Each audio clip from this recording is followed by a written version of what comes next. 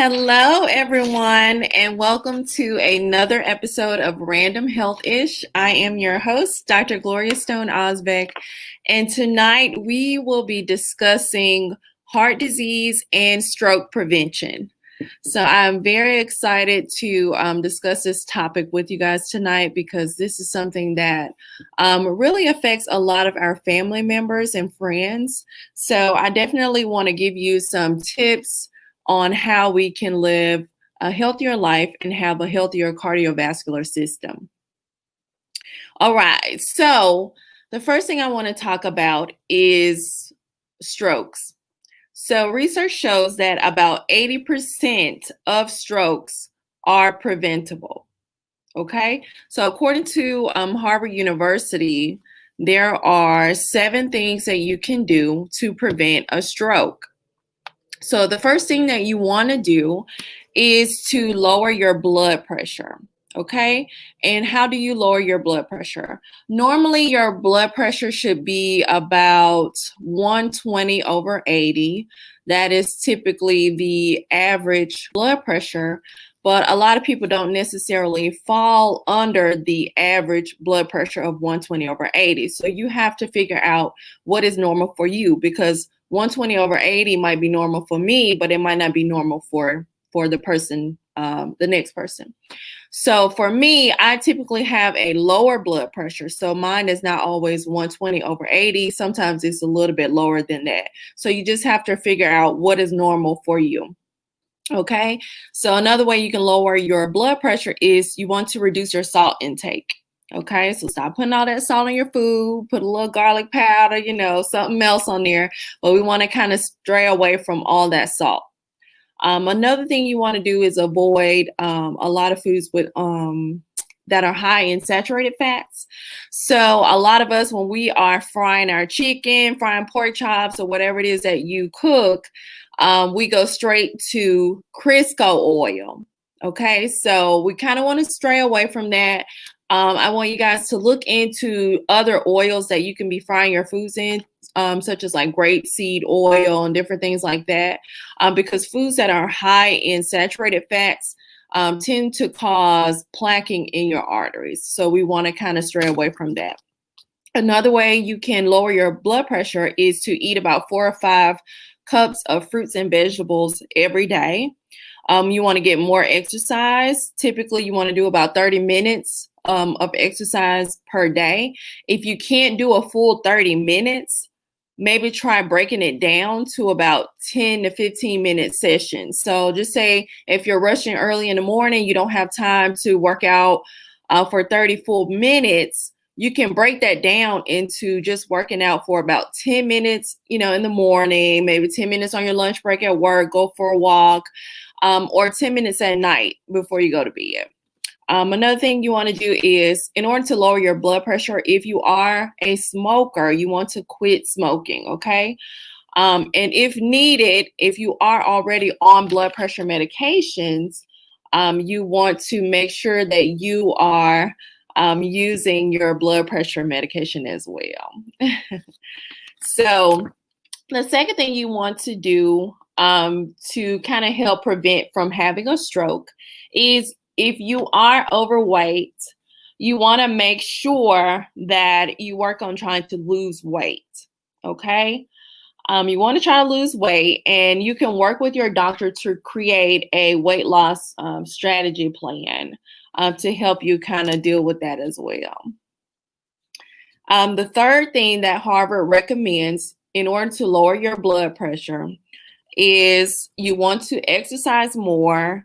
And like I said, if you can't do the full 10 minutes, then you can break it down, and you can do, if you can't do the full 30 minutes, you can break it down to 10-minute sessions. Okay. The fourth thing, if you drink alcohol. Okay, so a lot of us, have a little sippy sip every now and then, whether it's wine, whiskey, whatever your choice of poison is. You want to do so in moderation. So according to this study with Harvard, they recommend only having 1 drink per day. So do what you want with that information.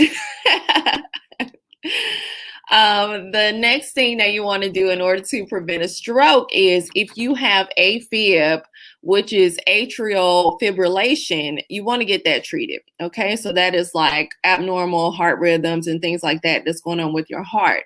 So you want to get that checked out and get that treated as early as possible. So definitely consult your medical doctor with that information as well. Okay, the next thing, in order to prevent strokes, you want to treat your diabetes. If you are a diabetic, you want to keep your blood sugar under control. Okay, so this is a big thing. I know you hear a lot about diabetes, people with diabetes not necessarily taking care of themselves, and they have to get a leg cut off or a limb cut off or things of that nature because they let their blood sugar get out of control. So we definitely want to monitor your levels regularly. Okay. And of course, again, the number 7 was to quit smoking. So what smoking does, and this goes with reducing your possibility of a stroke, smoking accelerates clot formation in a couple different ways. Okay. And when you smoke, it thickens your blood and it increases plaque buildup in your arteries. And so if you have a lot of plaque, in your arteries, what can happen is sometimes it can dislodge, and it can be, if you've ever heard of the term, an embolism, and then it can go up to your brain and it can cause a stroke. Okay, so if you do smoke, check with your PCP to help reduce your possibility of having a stroke. All right. So another thing that I want to discuss with you guys is how to recognize if a person is having an active stroke in front of you. So what are some signs that you need to look for? So they like to use the, the acronym FAST, F-A-S-T, okay? So remember that. If somebody is having a stroke, think of the acronym FAST. So F, it stands for face, okay? Does one side of the face droop when that person smiles? That is one of the classic signs that a person is having a stroke. So you want to definitely check their face, okay? Arms. When the person tries to lift both arms, does one kind of droop down? Does it drop down immediately? That is a sign that the person could be having an active stroke. The next letter, S, speech. Is the person's speech slurred? So are they talking and the words kind of like not really coming out right, not really sounding right? That is one possibility that the person is actually having an active stroke in front of you. The last thing is time. If you notice all of these symptoms, you want to immediately call 911 because the effects of a stroke can be very damaging and it can cause long-term effects. So you definitely want to call 911, get the police there. You want to call an ambulance and get someone there immediately. Okay. Someone asked, does sex help reduce heart disease? That's a good question. So sex is a form of exercise and it does get the heart rate pumping. So I would say yes. And like I said, you want to try to get about 30 minutes. The average is about 150 minutes a week. So that kind of helps with your exercise portion for the week. So take that as you will. Okay, so now that we have kind of discussed strokes, I want to kind of dive into heart health, okay? So let's talk about the heart. So how does the heart work? Your heart is a very strong muscle and it pumps the blood to your body, okay? A normal, healthy adult heart is about the size of your fist clenched, Okay, so just like an engine in your car, the heart helps keeps your body running. Okay, so the heart has two sides, and each side has a top chamber, which is the atrium, and you have a bottom chamber, which is the ventricles. The right side pumps blood to the lungs to pick up oxygen, and the left side receives that blood rich oxygen from the lungs and pumps it through the arteries throughout the body. Okay, so there's an electrical system in the heart that controls your heart rate, your heartbeat, your pulse, and it coordinates the contractions of the heart's top and bottom chambers. Now, as we get older, so when you think about people that are aged like 65 and older, they are much more likely to suffer from heart attacks. But one thing that I have been noticing is that I'm noticing a lot of young people in their like late 30s, early 40s that are having heart attacks. So, and people who suffer a heart attack, like the older generation, are more likely to suffer a heart attack or suffer a stroke or even develop coronary heart disease. Okay, so we kind of know that as heart failure. So, heart disease also causes like disability, it limits the activity, and it also limits your quality of life. So, aging can cause changes in your heart and your blood vessels. So as you get older, your heart can't beat as fast as it once could. So your physical activity sometimes feels limited, or you can't really handle stress like you could handle it when you were younger. Okay. So the most common aging change in the heart is increased stiffness of the large arteries, and it's you typically hear atherosclerosis, which is like a collection of plaque within the arteries. And if you have hardening of your arteries, it's going to lead to an increase in blood pressure or hypertension. Okay. So aging is definitely one of the risk factors of heart disease. So heart damage can be caused by heart attacks, long-standing hypertension and diabetes, and chronic heavy alcohol use. So we want to be mindful of that. Okay.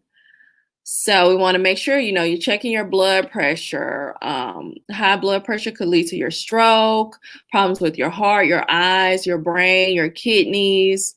We want to manage that through exercise, through dietary changes. We want to reduce that salt intake as much as we can.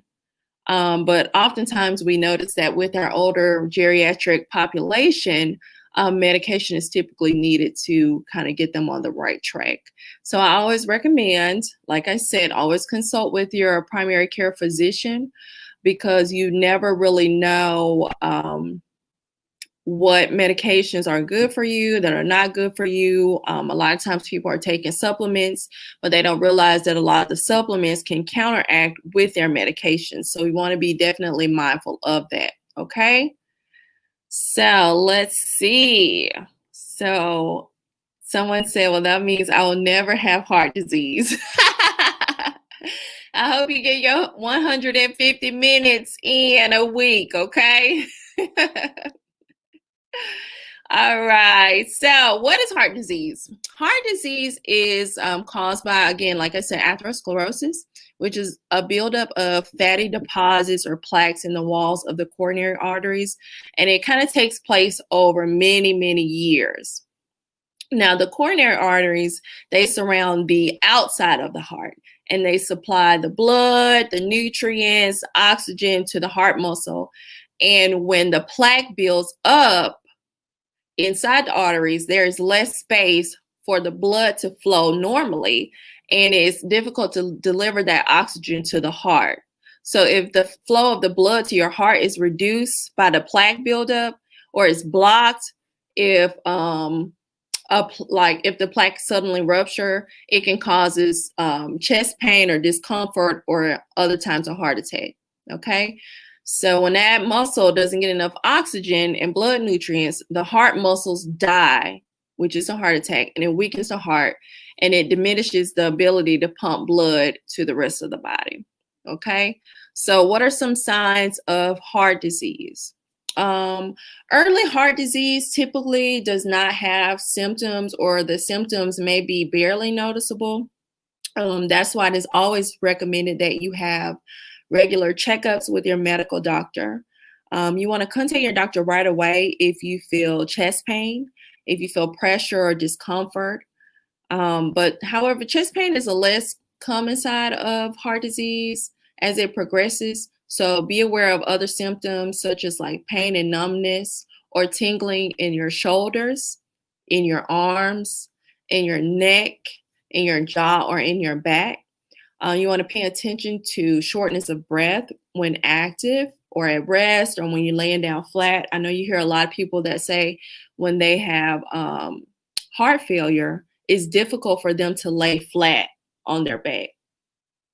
Pay attention to chest pains during physical activity. That kind of, it hurts when you're active, but it gets better when you rest. Pay attention to lightheadedness, dizziness, confusion, headaches, cold sweats, nausea, vomiting, chronic tiredness or fatigue. One big red flag is swelling in the ankles, in the feet, your legs, your stomach, your neck, your inability to exercise or be physically active, or just problems during your normal activities. Okay, so if you have any signs of like arrhythmia or abnormal heart palpitations, definitely consult with your medical doctor or a cardiologist, which is a doctor that specializes in the heart. Okay, so the test that is typically used to detect heart disease is an EKG or electrocardiogram, or chest x-ray will show whether your heart is enlarged or if you have like fluid on your lungs, because both of those can be signs of heart failure. Okay, so the echocardiogram is a painless test, and it works by using sound waves to produce images of your heart in motion. Okay, so what are some things that you can do to prevent heart disease? So you want to try to be more physically active. Okay, you want to be physically active. You want to start doing things like taking a brisk walk, dancing, bowling, bicycling, yoga, whatever floats your boat. You want to avoid sitting down for hours and hours at a time. I know during the pandemic, right now, a lot of people are working from home. They're constantly sitting behind their computers. So you want to just kind of avoid that as much as possible. If you are a smoker, again, smoking is one of the leading causes of preventable death. Do you hear my dog's sinus is acting up, y'all? Jordan. Okay, so smoking adds to the damage to artery walls, and it's never too late to get help with quitting smoking. So you want to ask your doctor what are some things that can help you kind of stop that. You want to also follow a heart healthy diet. Okay, so again, you want to choose those foods that are low in trans and saturated fats, foods that have like all this added sugars and salt, because as we get older, we become a little bit more sensitive to salt, and that can cause swelling in your legs and in your feet. Again, you want to eat plenty of fruits and vegetables, foods high in fiber, like those made from whole grains. Okay. So cholesterol, high blood cholesterol can also lead to plaque building up in your arteries. So you definitely want to have your doctor check your fasting cholesterol levels. Fasting just means, without eating. So this will tell you your overall total cholesterol level, as well as your LDL, which is your bad cholesterol, and your HDL is your healthy cholesterol. Okay. So another thing, what they call the silent killer, is stress. So we want to definitely learn how to manage our stress, relax, cope with problems that can improve our physical and emotional health.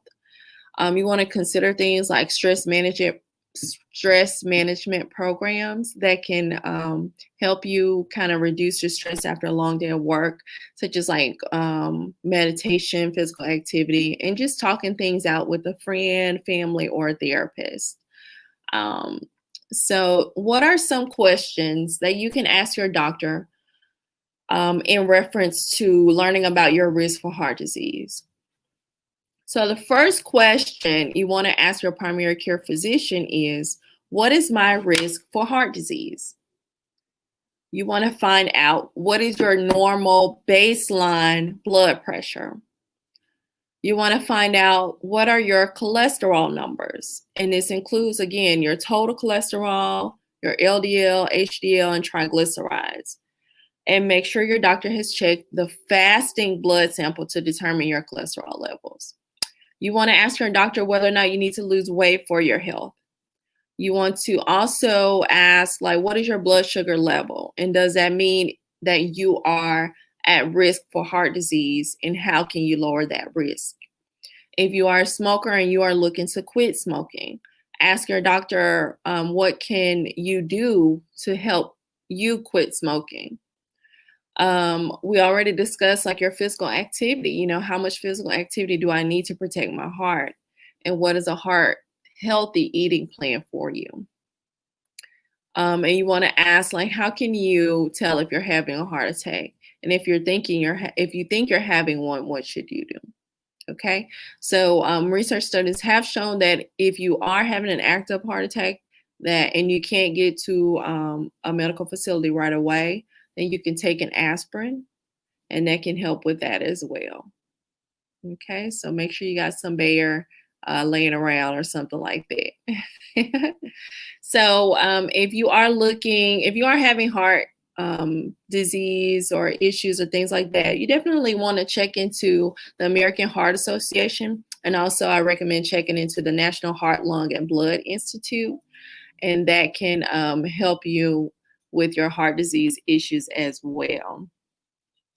And yes, that was Jordan. He was, I don't know what's going on with his sinuses today, but he want to cut up while I'm on the show tonight. So, you guys, these are all tips that help with heart disease and stroke prevention. I hope that you guys have been able to get something out of this video. I do apologize. Our initial speaker was unavailable. She had a family emergency, so she could not come on the show today. But I hope that some of the tips that I gave you about stroke prevention and heart disease, you can take this information to your medical doctor and to your families, so that you can help them make better decisions about their health. Okay. So that is all I have for you tonight. I want to thank you guys so much for tuning in. If you are around next week, we have a speech pathologist that will be joining us. Her name is Kiara Reed. So I would definitely like you guys to tune in, because if you have kids that are on the spectrum, or if you have kids that stutter, or if you have like just issues with your speech in general, the scope of practice for speech pathologists is amazing. I didn't even know some of the things that she told me about. So if you are available next week, I definitely want you to tune in every Monday night, 7 p.m. Central Standard Time, right here, or on the Facebook page, Random Health-ish. Okay, and that's RANDOM Health-ish. Okay, so definitely tune in. And if you would be so kind, definitely share this video so we can get this information out to as many people as possible. All right, so have a good night, and I'll see you next week.